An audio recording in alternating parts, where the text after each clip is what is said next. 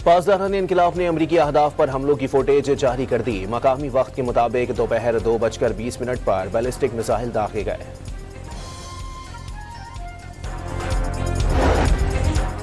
अमरीका ने ईरान में 170 से जायद फौजी अहदाफ को निशाना बनाया। सेंटकॉम का दावा, फिजाई दिफाई निजाम, मिसाइल और ड्रोन जखीरे के साथ आबने हुर्मस के करीब लॉजिस्टिक इंफ्रास्ट्रक्चर भी निशाना बना। शहीद आयतुल्लाह खामनाई का आबाई शहर मशहद में भी तारीखी जुलूस जनाजा रोज़ा इमाम रजा अलैहिस्सलाम के अहाते में तदफीन की जाएगी।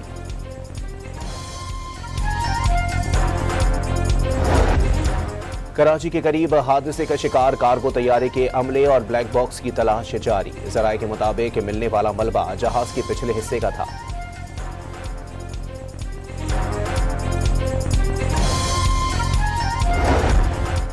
और पेशावर में असिस्टेंट कमिश्नर के गनमैन पर घर में दाखिल होने और तशद्दुद का इल्जाम। तशद्दुद की वीडियो भी वायरल हो गई। इंतजामिया के मुताबिक मज़कूरा खानदान पोलियो के कतरे पिलाने से इनकारी था।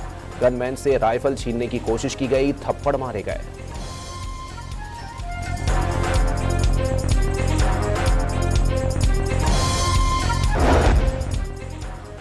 पासदारान इनकलाब ने अमरीकी अहदाफ पर हमलों की फुटेज जारी कर दी। मकामी वक्त के मुताबिक दोपहर 2:20 पर बैलिस्टिक मिसाइल दागे गए।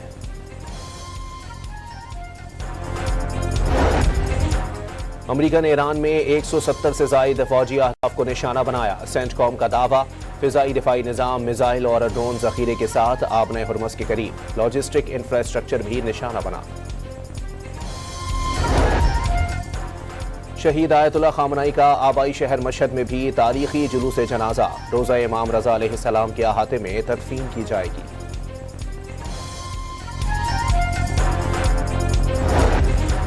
कराची के करीब हादसे का शिकार कार्गो तैयारे के अमले और ब्लैक बॉक्स की तलाश जारी। जराये के मुताबिक मिलने वाला मलबा जहाज के पिछले हिस्से का था।